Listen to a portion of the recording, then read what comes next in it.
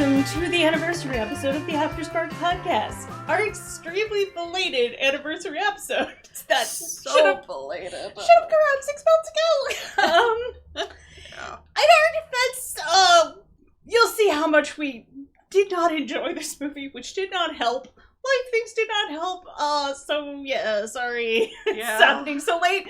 But we're getting to it now. As always, if you like this movie, just go into this with a grain of salt, because you may not actually enjoy it. We didn't like it. You know, if you enjoy it, great. Don't let two random ladies on the internet, ruin it for you or something. Just, you do you, that's great, but we did not like it. Yeah. So, welcome to our anniversary episode of Transformers: The Last Night. Yeah. Keep rocking on and enjoying the things you love, folks. just maybe not here and right now if you do like the movie. Yeah.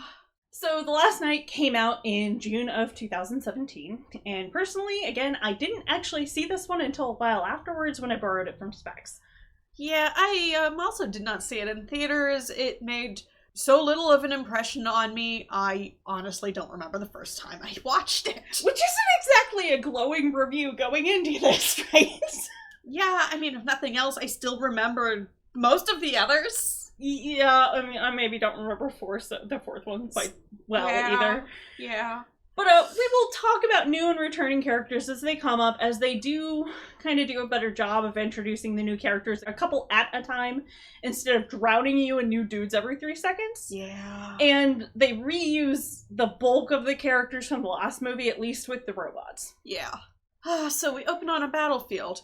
Not Cybertron, or even modern Earth, but a medieval battle, or sometime between Roman times and medieval times, who knows? Well, I feel fairly confident just saying medieval, because it's barbarians versus literally King Arthur. Yeah, I bet you weren't expecting King Arthur in a freaking Transformers movie, were you? Isn't he supposed to be Welsh? I mean, okay, that gets into the whole thing where you're talking about original myth and how he's generally perceived in modern culture. True. And I cannot possibly imagine whoever wrote this script and Michael Bay were thinking that deep. You know what I mean? Yeah. So I'm just gonna go with, this is medieval King Arthur, I almost guarantee it. And I mean, this is a Michael Bay universe. Yes. So. Oh, Lancelot makes a disparaging comment about Merlin, but Arthur says, he'll be here. He swore it. Arthur's side doesn't appear to be doing so hot in this battle right now. The knights clearly are not fond of Merlin, further elaborating that he's a charlatan and a drunk. Cut to Merlin, drunk as a skunk while riding a horse. I'm honestly surprised he's not falling off that horse, but if he's used to riding and being drunk at the same time, maybe he's just somehow got the balance down. No. All the credit is obviously to the horse, not him. The fact that he hasn't fallen off the horse and broken his skull surprises the hell out of me. Yeah, well, magic. Ooh. I know, it's not that. And then Sir Anthony goddamn Hopkins comes on in with a steel chair as the narrator, telling us that magic is indeed real. It was found long ago. And by magic, we mean technology that is indistinguishable from magic, courtesy of some Cybertronians that were just, chilling around Earth. Merlin arrives at a derelict, crashed spaceship and yells until a Cybertronian comes out. Gotta ask why this hasn't been found in the future, but let's ignore that. Don't worry about it. The Cybertronian doesn't seem to like Merlin much either, sort of, smooshing him on against that wall, and I'm surprised that there aren't some broken ribs somehow involved in this. Look, the man is clearly made out of jelly. That's how he's not broken anything. I mean, he's also soused. So. Yes. They do inevitably help Merlin once he gives a speech appealing to their compassion from losing their own home so that they, meaning Arthur and his knights, etc., don't lose theirs. The Cybertronian knight, who is unnamed, as are the rest of the knights that joined him there, gives Merlin a staff that seemingly mass shifts to human size and tells him that dragon is yours to command. How convenient for mass shifting things for humans. Yep. The knight tells him to protect the staff, and that a great evil will come for it. Eventually. Why are you handing it to a human if that's the fucking case, my man? Good decision making all around. That's it. Shower off. We're done for the day, boys. Immense shrugs of confusion all around from both of us. Pretty much. And while we don't see it, all the knights actually combine into a dragon, which is awesome.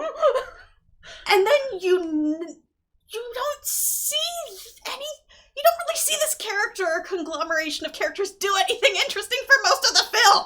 It is such a waste. It is.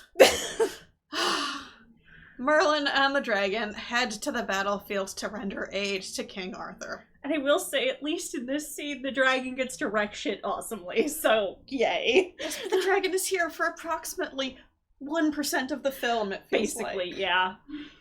And also, the goddamn "without sacrifice there can be no victory" quote is apparently from King Arthur in this universe. And then it gets passed down through the horrible Witwicky line until Sam pops out of existence. Yes. Then we cut to a frozen Optimus floating through the depths of space. Unfortunately, this is just bringing me back to the old Marvel comics where when Optimus dies, they launch his corpse into space at one point. I'm sorry, that's just all this reminded me of. Well, he yeeted himself into space this time at least. I know, and we get a close-up on his fancy sword, and we see that the iconography on it matches both the Cybertronian knights that we just, saw before turning into a dragon, and King Arthur and his knights, the armor and weaponry. It's a whole thing. Yep. Anthony Hopkins further elaborates on plot things as we cut to various locations on Earth. Transformers have been outlawed! It would seem they have become illegal aliens in the most literal sense. So we're upgrading our xenophobia for beings outside of our own planet. Never mind that these robots, in some cases, have been here longer than human civilization. Except in Cuba, apparently, where they have asylum and like to chill on the beach. Sounds like my kind of life. Yep. Got another Transformer killing task force. The Transformers Reaction Force, or TRF. Yep.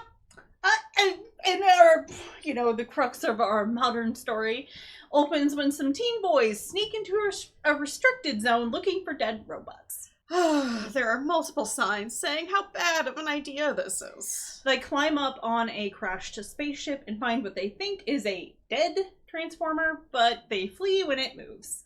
Unfortunately, they are immediately found by 2 Homeland Security Sentinel drones, who have them at gunpoint. They are saved by a teen girl and a small blue Cybertronian who are able to take out the drones following the boys.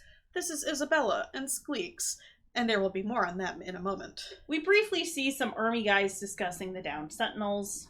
Another Sentinel follows the kids, but Isabella leads them into cover. I just have to say, by the way, it's like Isabella with a Z. Yes.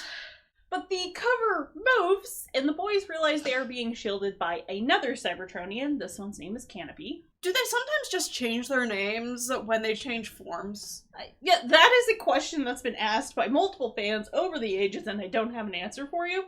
The funniest one is Beast Wars, when their names don't make sense when they were cars. So I have to go with yes? I mean, but who knows? I think it depends on the continuity. Yeah. Isabella apparently lives in this restricted zone and considers the 2 Cybertronians her family after being orphaned when the Decepticons attacked Chicago. She tells the boys off and insists that they need to leave, to varying responses from the boys. Canopy stands up for some reason and immediately makes a target of himself. The army guys see both him and the kids and fire because they assume he's a threat to the kids. So, Canopy's super dead. Hope you enjoyed him for 3 seconds. This movie's not great for robot screen time and survival. Yeah.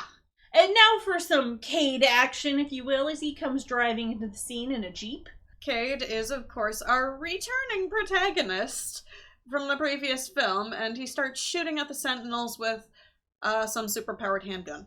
Bumblebee bursts out of a building nearby and also attacks some Sentinels. Cade takes all the kids to the edge of the zone so they can escape before going back to the spaceship the kids found, because yes, they did find a spaceship, and getting to the Cybertronian inside. The Cybertronian actually looks really cool, but again, he's only going to be here for like 5 seconds. He's a very cool design. He looks like a knight, but his helmet looks sort of vaguely Middle Eastern, like maybe Byzantine or something. And he's got a sort of corroded copper vibe to his appearance. Yeah, he looks pretty cool for one of the live-action designs. The knight, realizing he's very near death, tries to hand Cade a talisman, but Cade refuses. We see Cade walking away and radioing Bumblebee that the knight didn't make it. The talisman then grows legs and begins climbing down from the spaceship. I mean, I guess having that sort of thing that's important, that can grow legs and moves on its own to get where it needs to go is a choice. Maybe a choice. Maybe a smart design idea if you know it needs to get somewhere and you don't think you're going to be able to get it there. But God, how sapient is this thing? Yeah, that's the question. But don't worry, then a normal-ass police car drives up with a not-so-normal secret. Barricade is both alive and back. The plausible deniability of not having shown his death on screen. Well, they had to use somebody since they literally killed off all high-ranking Decepticons besides Megatron, though not for lack of trying with him. And then Cade is surrounded by TRF troops. Bumblebee drives in to save the day before apparently falling into pieces. Don't worry, he's fine. He is just taking a leaf from the old Iron Giant's book, using all the pieces to cause some chaos for the TRF troops. His head has little wheelies, which is hilarious, and one of the few bits of humor that I'm gonna get in this movie. Yeah, it's still kind of a weird... Like, where did this ability come from? We have no idea. It's not explained. It's not discussed. I have no idea why he could do this. Who the hell knows? Who was even the one who was able to, like, make him do this? Because Ratchet's been dead since... Exactly! Last movie, at least. Like, and we've never seen him do this before, so we kind of assume he couldn't do it earlier. I have no idea. Yeah, I mean, this is something that would have been very useful for Jazz to have. Yeah, no kidding! But... B manages to get the field commander from the TRF unit, his name is Santos, on the ground at gunpoint as B and Cade are at a stalemate with the other TRF dudes. Lennox pops up to try and talk B down, but Hound arrives, swinging the fight in the protagonist's favor. The TRF tags B with a tracking device as the group is leaving. A little while later, Cade looks over to see the knight's talisman in the seat beside him. Barricade arrives at another derelict building, meeting up with Megatron, who is going by Megatron instead of Galvatron again, and has had some body work done. Okay, where are all the medics in this movie? So, Megatron, his all-new, streamlined, sexier, hornier design. He's got a horned helmet now. Get your mind out of the gutter. In all seriousness, I actually really like this design. Again, as far as some of the live-action movie Transformer designs go, but it just doesn't really work for Megatron for me. Like, I kind of love the, like, you know, he looks... It's like a set of ram horns? Kind of. Like, it's clearly trying to kind of do the same thing it did with the last movie where, like, Optimus is supposed to look like a knight, and this is supposed to be the opposition to that, where he looks more like the barbarians from the beginning of the movie. Mm. I just don't... it doesn't work for me. Like, I don't know. I like it when it's not attached to Megatron. Let's go with that. His transformation is back to normal instead of using the nanite effects from the previous movie where, you know, he was, like, made of smart metal or something. Mm-hmm. And he's regained his jet alt. He's also got a flamethrower now. He must express himself with that flamethrower. That is his emotional support / expression flamethrower. Well, considering there's literally very few other Decepticons around, I believe that. Such as showing his displeasure when Barricade didn't get him the talisman, or, you know, the doohickey that followed Cade home. Yeah. They apparently need the talisman to get to the staff, as in Merlin's staff from the beginning of the movie. Hello, MacGuffin thing. At least they're advertising it early. I guess. We see Lennox talking to some army dudes, and the conversation clues us in on him simply trying to infiltrate the TRF, but not believing in their anti-Cybertronian ideology.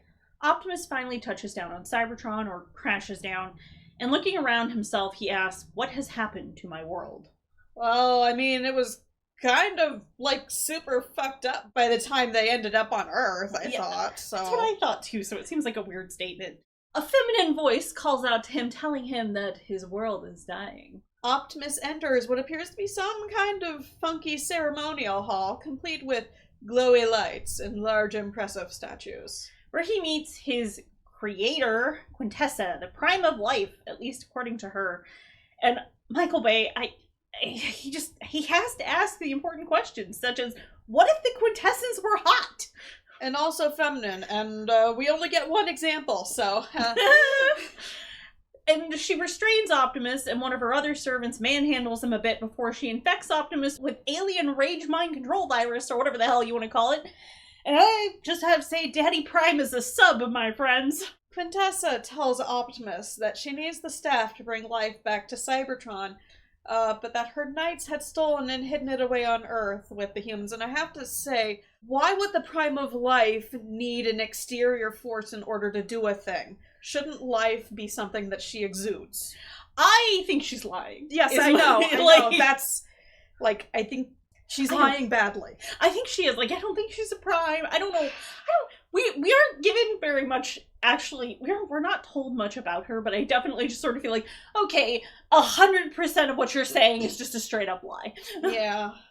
Back on Earth, in England, at a random castle, we are introduced to Sir Anthony Hopkins' character and his Cybertronian manservant. The manservant basically exposits that the talisman has arrived and been bestowed. How does he know this? No fucking clue.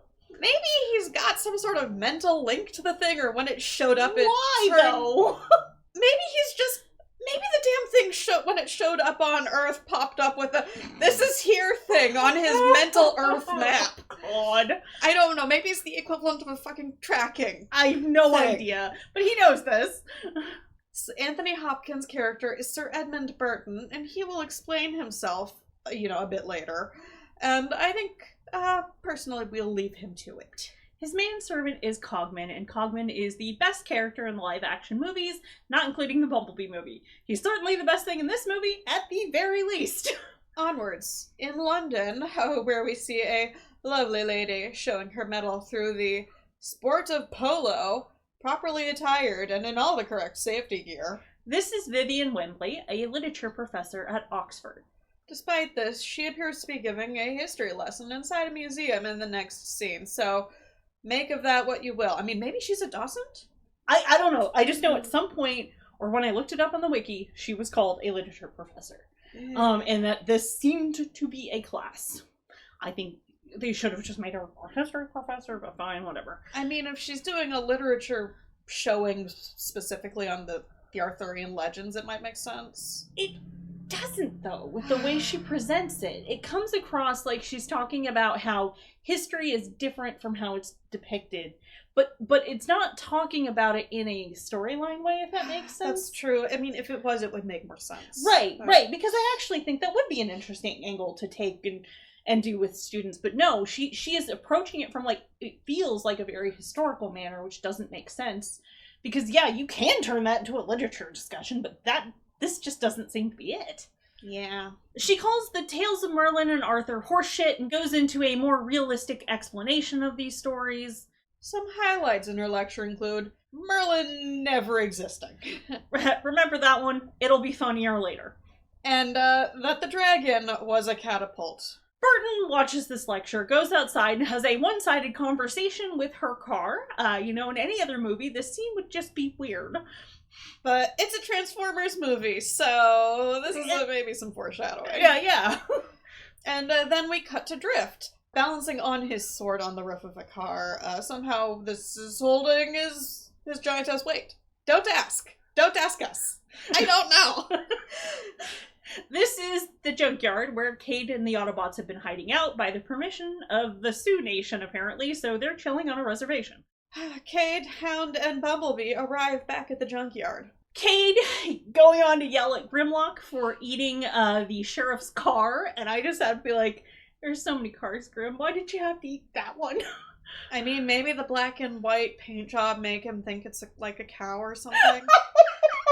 But he should be eating organic matter, and they're in the middle of the desert. Well, maybe he's just watching TV and he's like, this is a metal cow. This is for Grimlock to eat. But also, how many times has he eaten this car? Or not? Because the sheriff is just like, it happened again, dude. Yeah, no idea. When he confronts Cade later.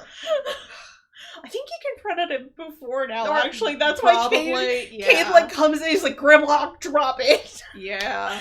It's just, God, this poor sheriff. Right? Bee and Crosshairs argue like teenagers in the background for some reason. We see that Isabella and Squeaks have hitched a ride. And Cade has a new guy working for him by the name of Jimmy J. A poor guy conned into working this junkyard. Definite vibes of, I've gotten you into doing something illegal. What are you gonna do about it now? Wheelie is still here for some reason. That's what Bay chooses to keep. He is the Scrappy in this situation. I think that's an insult to Scrappy. Depends on the Scrappy. Yeah. We are introduced to another Autobot by the name of Day Trader. Day Trader is a junk collector / merchant. And he seems like the kind of guy who can source just about anything. His methods in merchandise, however, may be slightly dubious. He's also voiced by Steve Buscemi. Cade's new talisman is apparently a sign of the apocalypse, according to Day Trader. And I'm sorry, saying that someone evil will come for the staff seems logical given Quintessa's whole thing. But did we miss a robot prophecy somewhere here? Because we keep getting bits of, this is happening, the apocalypse is coming, and it makes no sense, and we're not just, like, told there was a prophecy long ago, blah, blah, blah, blah, blah, blah, blah. Well, it's not like anyone sat down and planned out these movies in advance with, like, threading in storylines. No, but I'm saying, like, even in this movie, they could have had something, but I don't think that's ever said. But here, except here, when Day Trader's like, oh yeah, that means the end of the world is coming. I mean, the closest we got was the knight telling Merlin, the evil will come for the staff. Right, and that's what I'm trying to figure out. I'm like, is that where that all stemmed from? Well, I don't know. It's not like we know what Cybertronian mythology involved the staff and the stupid little talisman deal. Isabella reveals herself to Cade, saying she's not going anywhere and she wants to fight the guys that killed the last vestiges of her family. There's also little baby Dinobots walking around. No explanation of where these little fellas came from. And I mean, they're very confusing, but so damn cute. Well, you see, when two Dinobots who love each other very much, in all seriousness, I don't have a better explanation here, the Dinobots are fucking. Anyway, after watching all of the shenanigans of the many Dinobots, which one of them sets some curtains on fire, Izzy just gives Cade the greatest look of, damn bitch, you live like this? Cade and Isabella bond over fixing stuff. Cade uses a sat phone to call his daughter, with Hound bouncing the signal between several different countries, so their location can't be tracked. Cade apparently can't talk to his daughter directly, but she's now in college. Actually, I feel like they should be, know that they can probably be seen on satellite footage. This movie makes no sense, so it doesn't shock me. Alright, so Cade can't talk directly to his daughter, who's now in college, which hopefully she doesn't have to pay for college or any of these calls, considering everything that happened to her in that last movie. The poor girl. We cut to various shots of metallic horns emerging from the earth and various people's reactions to these horns. Honestly, I think if I was in one of those locations and that started happening, I think I'd go and get drunk and God. And then there's a random NASA man warning the government that they're gonna die in 3 days. We'll save you the suspense. Cybertron is coming, and this is a gravitational anomaly caused by Cybertron's approach. Now, the funniest part about this whole thing, for me, is that NASA employee is played by Tony Hale, who plays Buster Bloop in Arrested Development. So I can't take him seriously in a single fucking scene in this movie. I'm so sorry. So the thing that breaks my suspension of disbelief in this, which I didn't exactly have a whole lot of disbelief, is that if Earth was approaching, it should have been not Earth. If Cybertron was approaching, it should have been noticeable far earlier than this, unless it is traveling extremely fast, and even then we would have had way more notice. Cloaking technology. I got nothing, man. We find out via Lennox chatting with his army boss that Megatron has apparently contacted the TRF. The army intends to use Megatron to find the scary weapon that everybody's looking for, because apparently now the staff or the little doohickey or whatever that Cade has is known to everyone. I think it's the staff. I think they're looking for the staff. So they're going to use Megatron to, like, track down the staff. I don't know if they know it's a staff. They know they're looking for something, I think.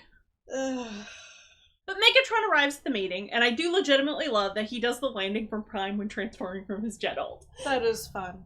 So, Megatron, his goal is to get his crew together.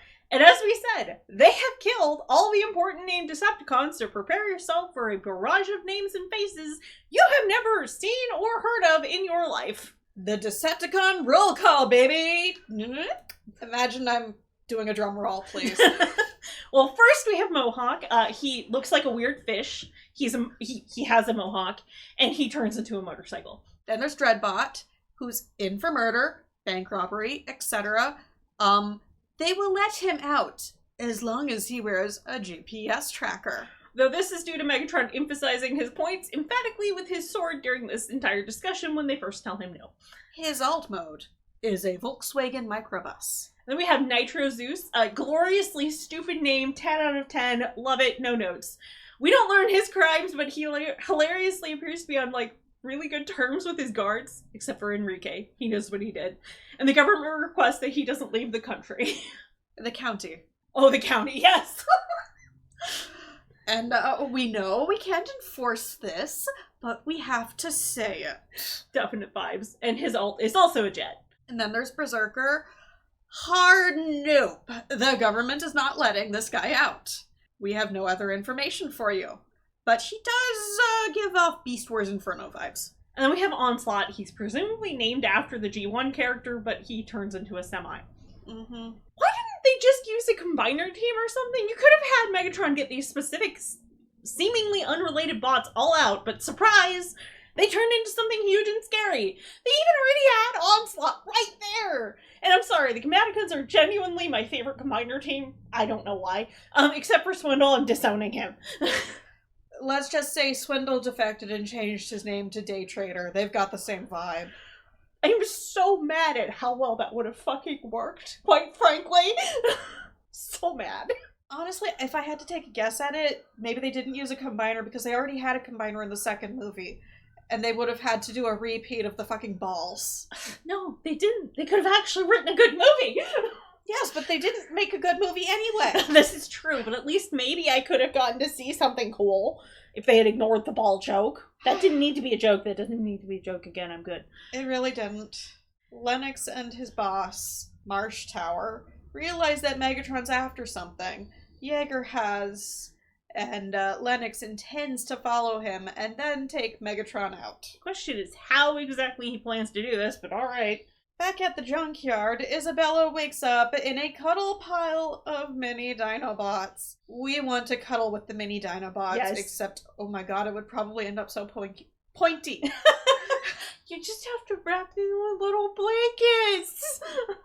And then hope they don't set them on fire! That is a very real danger. Maybe just straight wool blankets. Maybe. Wool actually will resist fire. Yep. The TRF and the Decepticons are converging on the junkyard. Meanwhile, Izzy and Jaeger are working on replacing Bee's voice box with one that Day Trader brought. Isabella talks to Jaeger about his daughter while they work and the two of them bond. Unfortunately for Bee, his new voice box makes him sound like Alexa. Admittedly, hearing Day Trader is a punk-ass bitch and Alexa's voice is pretty funny. The sheriff sees the Decepticons and warns Cade about their arrival, allowing them to start an evacuation. We briefly see a backhoe Autobot, and then we never see them again. Their name is Trench. We looked it up, but that is all the information I have for you. Yep. Upon arrival, Megatron finds Starscream's head, which Day Trader had left behind earlier, and pulls a Hamlet, kind of. Hound stays behind to buy time for the others. Bee's tracker was still intact until Drift plucks it off of him with his sword. Meaning that Lennox knows their current location as they hunker down in an abandoned town. They call it abandoned, But there were definitely people there. They don't count.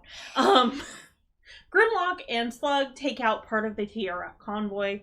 Santos is pissed because this took out some of his dudes, and he's out for blood, despite Lennox telling him to merely detain Jaeger so they can, question him and get some information. The TRF's drones and the Decepticons then arrive at the abandoned town, and I have to say there are some awfully big-ass buildings in the background for a random abandoned town. Yeah.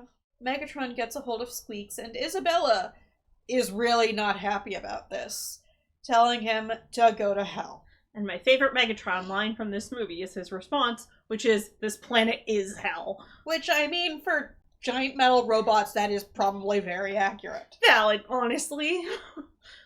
We see the talisman crawl up Jaeger's arm, and all hell breaks loose. Barricade is knocked aside by Grimlock, but survives. Meanwhile, Grimlock just straight up eats Dreadbot. Crosshairs and Drift decapitate Onslaught. No, my dreams of a big screen Bruticus. Well, at least we don't have to deal with seeing his balls. His hypothetical balls. His hypothetical balls, yep. I am okay with that. I'm not mourning that loss, but I'm just saying, an actual cool combiner fight would have been nice. I like the dragon, by the way. This is the other thing. The dragon doesn't really get to do anything. I'm just saying, you could have had Bruticus and the dragon punch each other. That would have been great. Yeah. It wouldn't have been a good movie, but I would have enjoyed that scene. Yeah. Megatron orders a retreat, and he and Nitro Zeus escape by air. But Mohawk is left behind because he is a motorcycle and cannot fly, and he is reduced to just a head by Bumblebee. The TRF drones arrive, and the humans hide in an abandoned church. The drones pursue, and the group continues to try to evade as they're, climbing up the church. On the inside, there's a lot of stairs. It's a very tall building, is what I'm getting at. Yeah. Jimmy J, who was also included in this evacuation, gets the bright idea that the drones are using facial recognition and tries to shield Cade with his body before taking a beanbag to the chest, which, realistically, that should have broken a lot of ribs. No kidding. The group manages to get out of the church and into the largest of the buildings we saw in the background earlier. We see additional people inside, again, in this abandoned town. They board the elevator and are greeted by Cogman, who takes offense that they call him a leprechaun. He is actually extremely tiny for a humanoid Cybertronian, being shorter than an average human. He's for something, I think. Yeah, he's short. Cogman tells Cade he's here to collect him, and then fist fights Cade before Cade is taken through a window by one of the drones. Because, of course, this is one of those elevators on the outside of the building dealios. Cogman calls his boss via a rotary phone that apparently is, built into his person, asking if Burton has a backup plan. Cade is still disappointingly alive at this point and even manages to make it back to ground level. Damn. Yeah. Cogman seems to be insinuating that they should rip Cade's, we should just rip Cade's arm off to get him to comply with their plans and presumably bring the talisman home. But his boss is less enthused by this suggestion. Cogman manages to catch up with Cade. Crosshairs insults Cogman by calling him a C-3PO ripoff. Cogman, with no apparent effort, breaks Crosshair's finger one-handed and sends him to the ground. Cogman convinces Cade that everyone else will be safer if Cade comes with him because it is Cade they are after. Cade follows, taking B and telling Izzy she'll be okay. She's family now. And then he just fucking leaves her there. Is that not what he did with his flesh and blood daughter? It checks out. They leave on a plane that Cogman evidently arrived in, with Cogman giving them the takeoff spiel, but he does not intend to make this any sort of comfy flight at all. Of course not. We see that the military is aware that Cade is heading to England, and we are told that the Decepticons are also headed that way. Meanwhile, in Cuba, it's our old buddy, Simmons. This bastard comes back to haunt us again! Simmons calls Burton. Burton seems to think about as highly of Simmons as I do, but Simmons apparently has information. Lucky us. He tells Burton to be at Trinity College at 4 p.m. for some ancient book thing. Goat scrotums are mentioned. Please don't ask. Moving right along. Cybertron is closing in on Earth, and on Cybertron, Quintessa is telling Optimus that Earth is actually Unicron. Hence the weird horns that have been popping up. This probably sounds really weird if you're only familiar with G1, but Unicron being Earth is also used in some other Transformers media, including Prime, so it's mildly less weird coming from that background. Yeah. Quintessa orders Optimus to kill Unicron by draining his energy so that they can transfer it to Cybertron. Then she calls him Nemesis Prime and his eyes turn purple. Woo. Yeah. Vivian is watching the news about the horns getting bigger and getting tormented by female relatives for not having a man.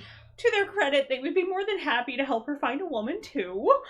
To all of which, poor Vivian responds with, you could ask me about work. Her mother seems to want her to be settled down and have what her mother had with her father. Vivian does not appear to have had a good relationship with her father, as we see in some flashbacks. Vivian heads out to her car and finds an invite to high tea with Sir Burton this very moment. And then her car locks all its doors with her inside and takes her on a very merry kidnapping. Vivian knocks out a window to try to escape, but is put into the trunk by her own car. She picks the lock from, the inside of the trunk and hangs out the back of the car to try to wave down help.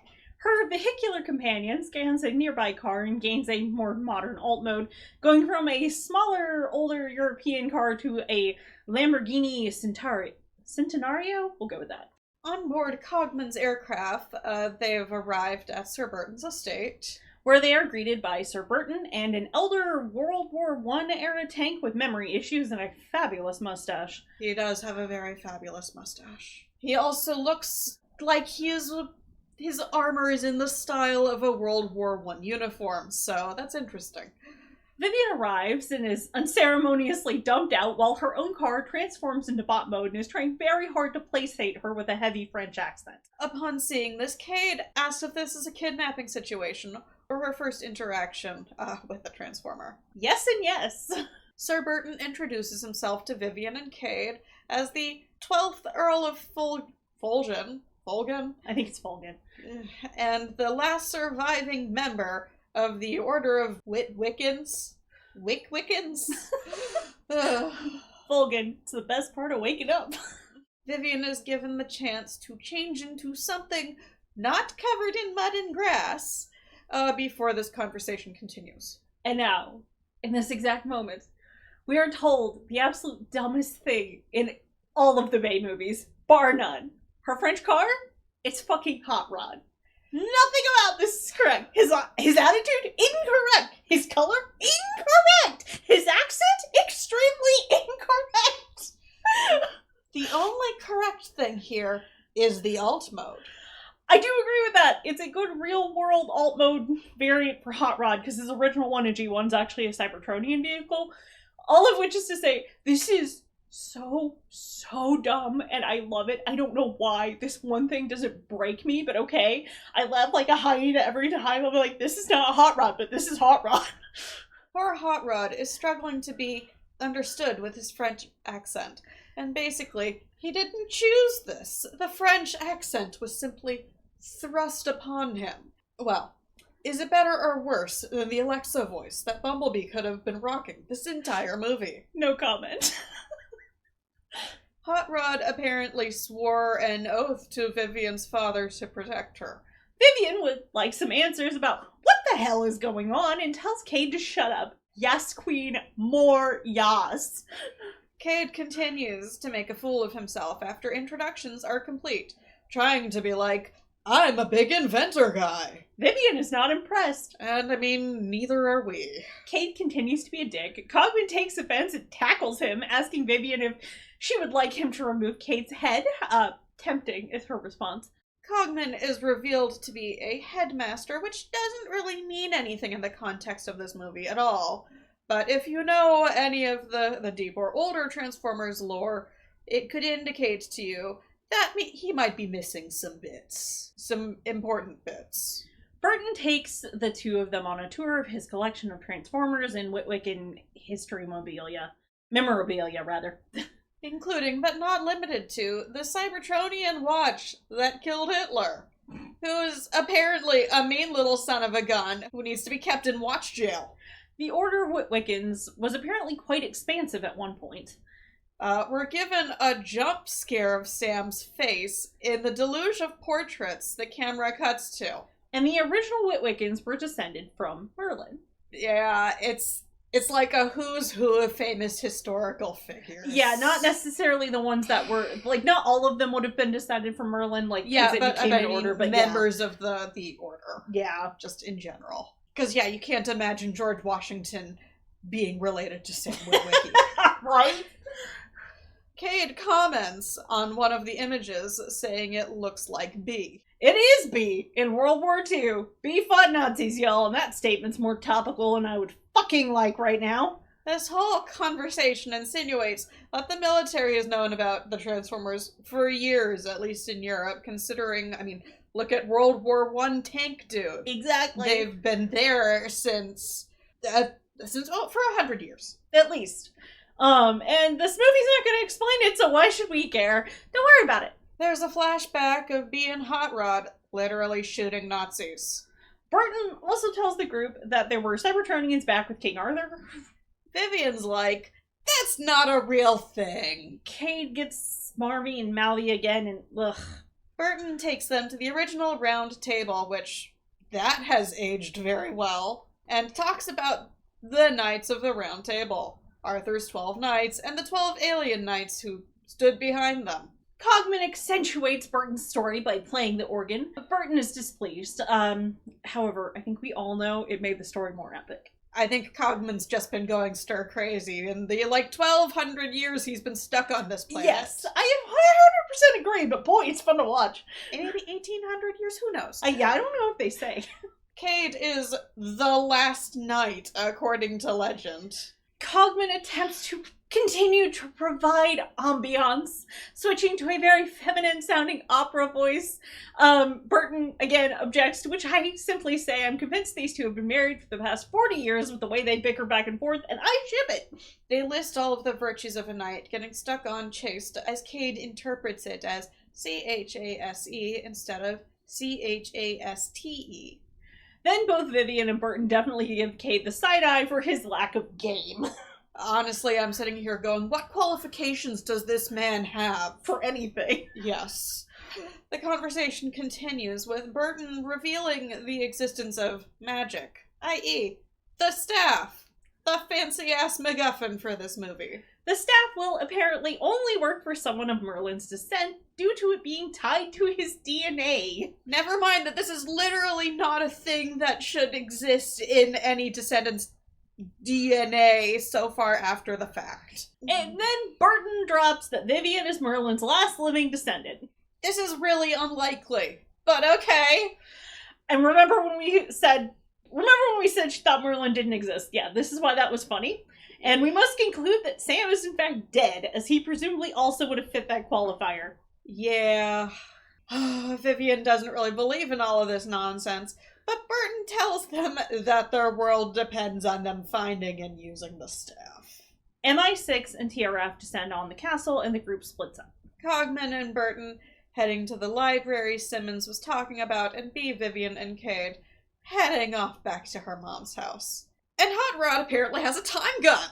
He can do time shit to people with the time gun. He slows down the pursuers so the group is able to escape. Cade and Vivian arrive at her mom's house in the middle of the meeting of the world's thirstiest old women, who all ogle Cade. Then Vivian and Cade begin to trash her dad's office, while the extended family of thirsty old ladies all assume that something else is going on in there, if you know what I mean. Seriously though, how does breaking everything help them find anything? It just makes it worse.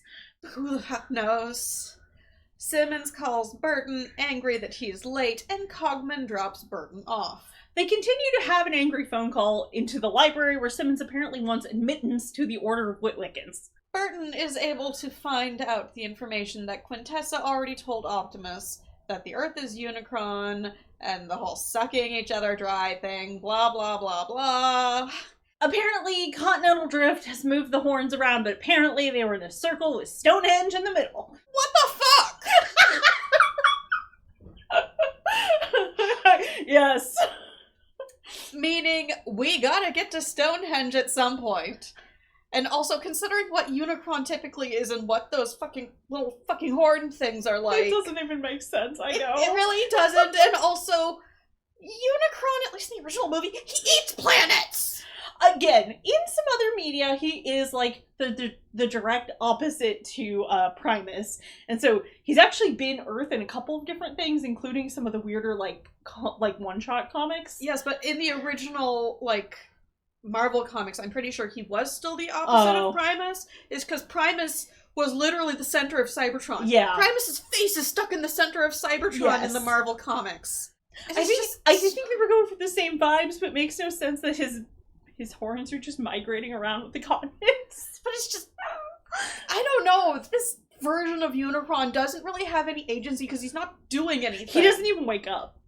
He is completely pointless to the plot. Yeah. Sorry for that digression, folks. Cogman and Burton swap cars in an effort to avoid detection. And then they immediately fail, because Cogman can't follow the rules of the road. He's got some road rage and immediately tracks a shitload of attention. Basically. And he can also just casually shoot a small missile out of his mouth, so we know that now. God, sometimes you just want to have that power. Not Especially even to do anything driving. with it. Yeah, but just... TRF catches up with Vivian and Cade, but not before Vivian is able to ascertain that they need to go to the Navy Museum. For some reason. She does this by pulling a slip of paper out of an old pop-up book that her dad had in his office, and then she remembered them reading together, specifically the story of Vivian following Merlin. Vivian is the Lady of the Lake in the Merlin mythos. Yes. Sometimes Arthur she's called mythos. Yeah, sometimes she's called Vivian. The little piece of paper she pulled out said HMS Alliance Navy Museum on it. Okay, so that's why they need to go there, yeah. Yeah. Hot Rod diverts some of the police attention, so Vivian and Cade are able to escape. Not that this helps terribly much, as they still end up in a police chase. One with Barricade. No one is good at following the rules of the road here, and also they're all in fancy sports cars, which makes them a hell of a lot more noticeable. Also, isn't Barricade a U.S. cop car? Maybe? Yeah, no, he is a U.S. cop car, and I don't think he scanned a UK cop car. That's pretty funny to think of, too. They arrive at the Royal Navy Submarine Museum, meeting up with Cogman and Burton, which is an amazing coincidence, considering none of the locations we've been seeing in the last couple of scenes are close to each other in the slightest. Trinity College isn't in England. It's in Ireland. It's on a whole ass different island. We were actually there. Yes! That's how I knew. I was like, wait a minute. I thought they were in London. That's not London.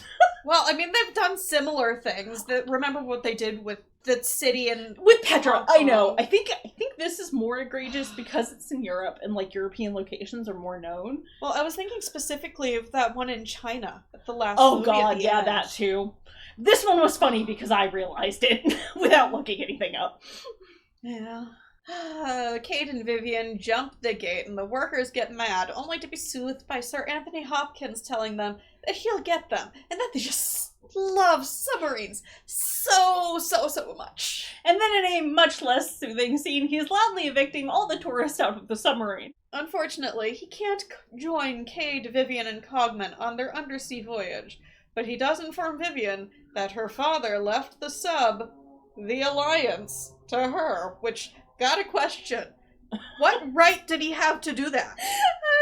Don't know. Don't worry about it. The submarine explodes its mooring, B jumps on, and they all are off into the Thames. So, the revelation here is that this sub has just been hanging out in a Transformers retirement home. People watching for the last 60 years? 30 years? Who knows how long. This sub is a person. This sub is a Transformer. And sadly, we don't actually get the name of this character. They never transform, nor do they ever talk, so it's just called the Alliance, on the wiki and stuff. TRF tracks the sub as it heads towards open waters. And now it's time for your U.S.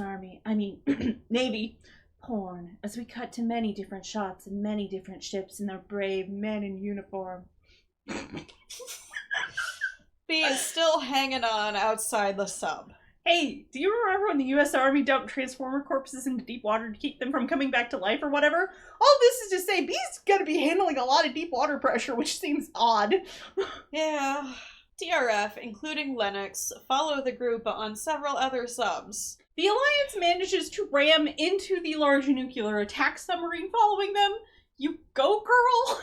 Okay, it does this by going vertical so we can get a cool-ass submarine shot. Cogman wants out of this movie as bad as we do and shoots himself out like a torpedo once they're clear from the TRF subs. Then he manages to come back in with fish that he proceeds to bash into the floor so it'll, so he kills it. So it'll stop wiggling. Cade, meanwhile, is examining himself in the mirror, noticing that the medallion has attached itself to him and is moving around his body like the world's weirdest sentient tattoo. How did you not notice this before? Because it seems like there was a lot going on. Yes, but the thing is, I would assume that it feels like something's touching him and moving on him, and it has to feel so weird. Oh, it's gonna get weirder. Vivian walks in on him while it is decided to take a trip southwards, if you know what I mean. Oh yeah, it's going into down his under pants, folks.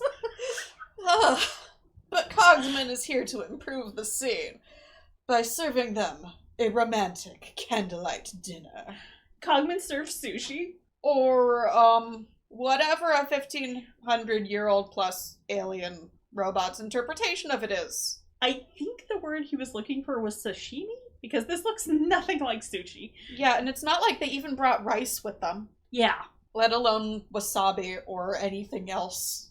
Meanwhile, Burton is trying to visit the Prime Minister, taking a secret path into the Prime Minister's quarters.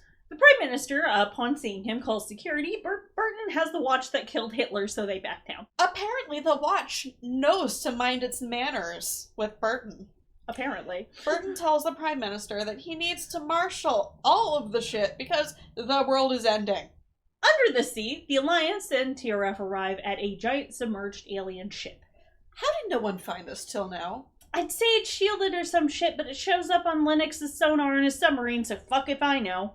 The Alliance is able to easily enter, but TRF has to take a roundabout way and gets a bit banged up. Our salty crew on the Alliance disembarks. And presumably the Alliance fucks off to do whatever, because I don't think we ever see it after this. Yes. Cogman is not pleased to get into the water, but B gives him a helpful flick to get started. At the junkyard, we see the other Transformers that are still there, and Isabella notices what it looks like a second moon in the sky. Cybertron is coming! It hits several, moon landmarks as it passes nearby and also takes out the International Space Station. I had a funny realization that Faye loves to kill the International Space Station. Oh god, does he do this in multiple movies? It may not have been the International Space Station, but I think but in Armageddon, a Russian space station is hit by an asteroid. I just think it's funny. I think this is prejudiced against space stations.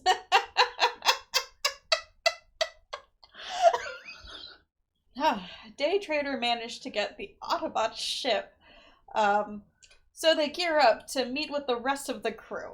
Isabella asks if she can come, and Hound says, little lady, I ain't no Earth parent, hop aboard. He is the most permissive guardian available. Cade and Vivian venture deeper into the ship. Vivian compliments Cade for reasons I sure don't understand, but he doesn't return the favor because he's an asshole, obviously. They enter a chamber that Cade calls a tomb and begin investigating. They reach a portion of the room that has Celtic writing, and when Vivian touches it, Merlin's sarcophagus rises from the floor. I guess it can read her DNA? I was like, is that DNA coded too, I guess? They open it to reveal a puzzlingly very desiccated but intact dry corpse. They're underwater, reminder. Yes, so yeah, I'm really not sure how it is dry and desiccated in this incredibly moist environment. But instead of finding the staff like they thought they would, they have found a stick. Let us take this stick and use our imaginations. Yes, that'll definitely kill Quintessa. Mind over matter. Who the hell knows? TRF also ventures into the bowels of the ship just in time for Cade to wake one of the knights lining the tomb walls. And why does the knight speak English? Have it?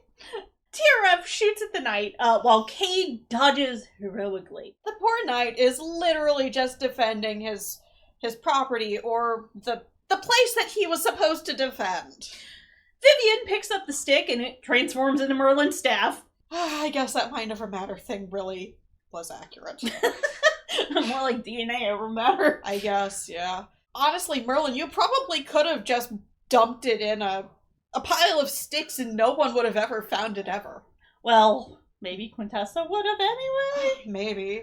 But having a whole fetch quest for it and having it in a secret location means it's a whole lot easier to find if there's clues. True.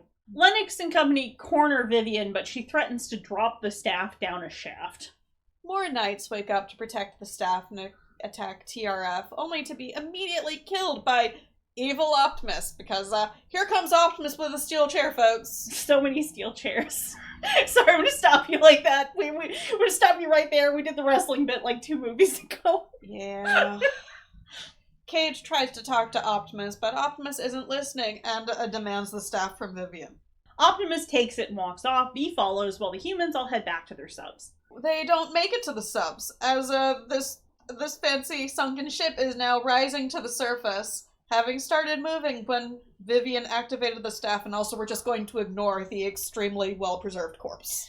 Apparently. Also, I'm assuming this might have been the ship that was, like, crashed into the mountainside. That is actually a good point. It still probably should have shown up on sonar at some point, but at least it wasn't, like, sitting there in the Welsh or English countryside, you know?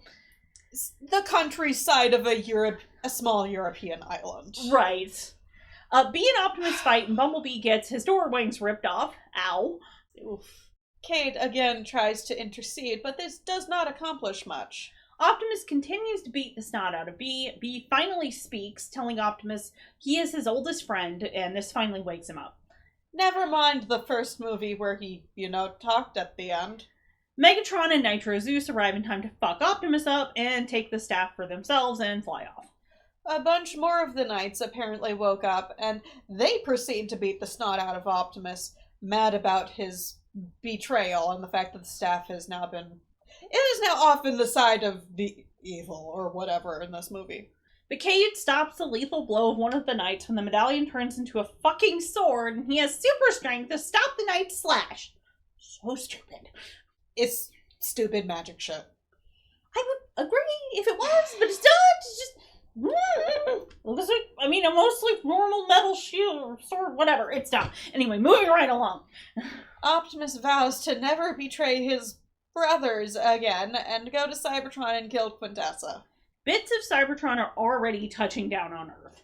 Well, many people are already dead and or dying. The Army, TRF, etc. are all working together with the Autobots and Cade now. Okay, this is the most flimsy excuse for it because people are even effectively on the threat of death. None of them seem likely to work with the Autobots. Yeah, but they're gonna break into the ignition chamber, which is where Quintessa is, and steal back the staff. And I think she, needs the staff to be in the ignition chamber to do the energy sucking thing. Or at least that seems to be the implication. Probably, yeah. The good guys, all converge on Stonehenge, because, we need to be at Stonehenge, where Megatron is waiting with Barricade, Nitro Zeus, and the staff. Burton transforms his walking stick into a gun and shoots Megatron, and I don't know what bullets are in there, but holy shit, it actually hurt Megatron? The Army and or TRF also take aim at Megatron. And look, at this point it's hard to tell these groups apart, so we're just gonna refer to everybody as the Army, okay? Okay. Despite getting shot at by literal tanks, Megatron takes the biggest issue with Burton and shoots him, sending him flying. Isabella, Jimmy, and all the other Autobots arrive on their ship. Optimus gives a rousing, heroic speech and then jets off into the sky. Hound comments about how he didn't even get to say hi to Optimus this time. And then Cogman finds Burton dying. But Burton seems satisfied in having had his moment. And then Cogman exits stage right, and we never see him again. Farewell, my sweet asshole prince. You will be fucking missed. Maybe he goes to Cuba and hangs out on the beach playing volleyball with... Oh god, he would just spike it so hard he, buries somebody into the dart. Yeah. Probably already dead. Yeah. Megatron offers the staff to Quintessa, who activates it and begins sucking the geothermal energy from Earth. It's also scraping away large bits of Earth as Cybertron's getting closer, as we said, already killing a fuck ton of people. Cybertron, has all these, connected bits that aren't quite the main planet. I know that probably sounds very weird if you haven't seen it, but that's the best way I can think of to describe it. I mean, honestly, the planet is so close that the gravity should be fucking up. Yes. Anyway, Cade thinks this very moment is a prime opportunity to ask Vivian out on a date. This is so stupid. I hate him. I really fucking hate him. Anyway, the humans, the Autobots, and the Knights all suit up to get some shit done. Cade borrows some random ass guy's cell phone to text his daughter. It's our heartwarming moment or whatever, I guess. And then Cade makes some stupid speech, and all the TRF guys pull off their patches and toss them on the floor. And everybody clapped, guys. The army drops a bunch of dudes, and the fucking Knights all turn into a dragon. Or, they transform and combine, and we get our big dragon. Beautiful dragon that's not here for long enough. And it's got, 7 heads? Yeah, it's got great. Multiple heads. It's fantastic. Several army ships are shot down. Because, yeah, this is an entire thing where they're flying in to airdrop people onto the thingies. Yeah, onto Cybertron where Quintessa is, don't worry about it. Yeah. The main cruise ship lands hard, but somehow, mostly, everybody's fine. Isabella apparently snuck on board with Squeaks, so add child endangerment to the list for this movie, too. Megatron and a bunch of Quintessa's cronies are there to meet them on the surface.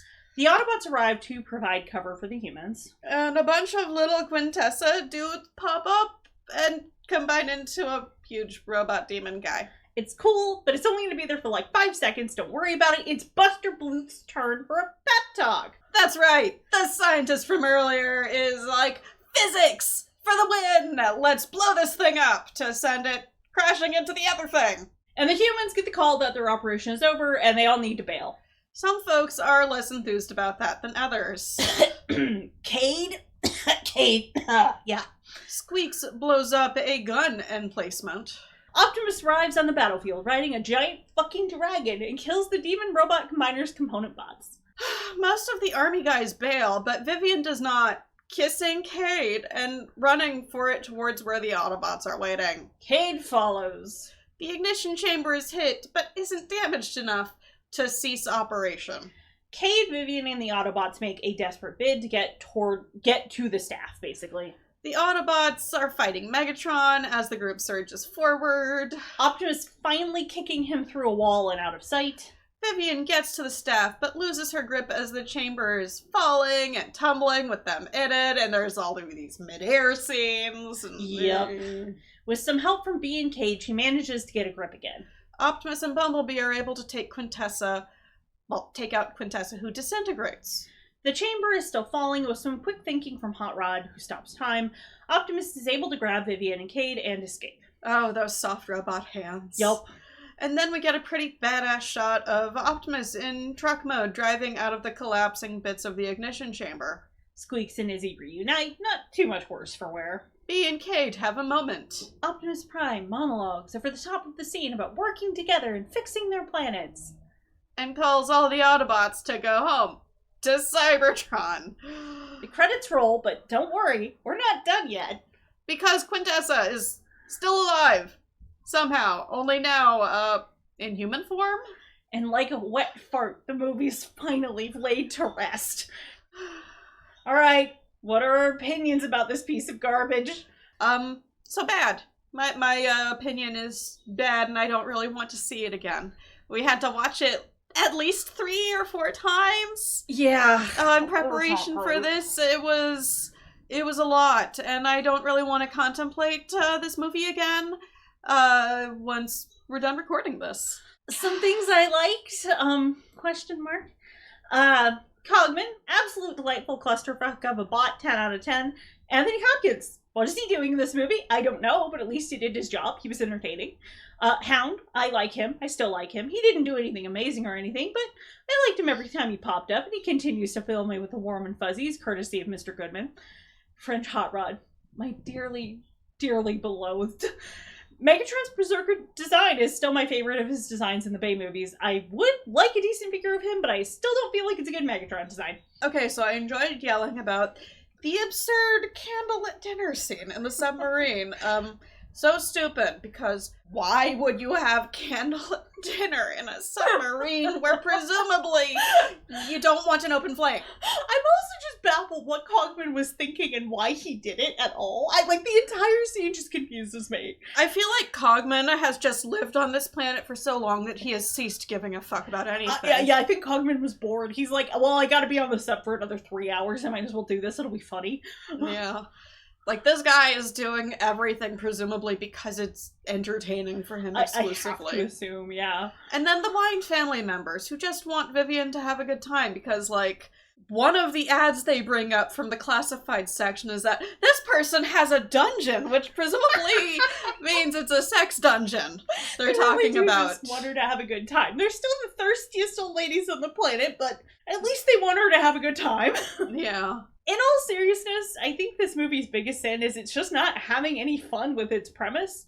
And it's alien robot knights with King Arthur. This should be fucking hysterical. And instead it's just really boring, and they have a lot of really, really short scenes that they cut between, whereas they'd probably have more of an effective say. This was a longer scene where the shots are held and shown instead of we get the same thing happening from 3 different angles in order to show, something. I don't know, dramatic tension or something. Yeah. And guys, I love dumb shit. We have an entire podcast talking about G1, which is one of the corniest things in existence. I actually genuinely love the live action Speed Racer movie, for fuck's sake. I want to enjoy this as a silly, corny movie about giant robots punching each other. If you're not going to do anything with pathos and emotion anyway, at least have the decency to make this thing fun to watch. Yeah, and the thing is, when you're using the same visual language to tell the same stories over and over again, if you don't break it up with something, it just gets really repetitive and boring. That's what happens with all of these movies, ultimately. Mm-hmm. And at least they did bring in more color with these last 2 movies. Yeah, but I think this one wasn't as colorful as the one before. That's true. Which, yeah. And look, we could sit here and try to tell you the ways we'd improve this movie, but I think we're just gonna make a different argument here. Yeah. This movie's priorities don't really align to create an environment where a good story can even be told. Transformers, at its core, is a really simple good guys versus bad guys story to sell toys to little kids. It's not complicated. Yeah, but even something so shallow and silly can be made into a really interesting story, depending on how it's told. Yeah, we see well-told stories about Transformers and other series like Beast Wars, even though it's very, very dated by visually. Modern standards. But, the writing is still good. Mm-hmm. You got Lost Light, Transformers Prime, hell, even fucking Rescue Bots. Which is literally written for younger children, but the stories are executed in such a way that it's very well done. Rescue Bots, a show for literal toddlers, is amazingly well made and interesting because the people creating it cared about making something good and not just something that would sell. In more recent years, we have begun to see people who clearly grew up with this series working on these shows, and again, it's fascinating to see how the priorities shift when people who genuinely love the world and the franchise are able to tell their stories. And who love the characters. Yeah, because G1, again, was extremely shallow. Mm-hmm. But you can see, that some of these characters meant a lot to people. And they continue to mean a lot to people. And some of them are incredibly shallow and, you just might gravitate towards them. But I would argue that Optimus Prime actually had a fairly big impression on people, if only for his voice performance, if nothing else. I mean, look at the reception to the original Transformers movie. People they were broken up about Optimus's death. Yeah, they killed Robot Dad. That destroyed a lot of children emotionally, and The executives were not prepared for that. Right. And we would argue that from the start, Bay's priorities have always been big explosions, big cars, and big titties. None of those exactly prioritize creating a good story or engaging characters. Bay did what he set out to do, and even arguably did it well. Well, there sure are a lot of explosions. But that was never going to be a story like we were interested in. Mm-hmm. In addition to being poorly reviewed, as many of the other movies also were, The Last Knight also did poorly in the box office. Meaning, we weren't the only ones that were tired of Bay's take on Transformers. Mercifully, an altogether different Knight would be brought in to direct the next movie, relegating Bay to executive producer instead. So join us next year for actually our favorite live-action movie, What of Whiplash, or, well, I guess it won't be this. Probably next year. Bumblebee. And thank you, as always, for listening to us be silly about giant robots. I'm still very grateful anybody listens to us after nearly 7 years, but join us next time for another G1 episode, hopefully soonish. Until next time, I'm Els. And I'm Specs. And we'll see you again later. Toodles!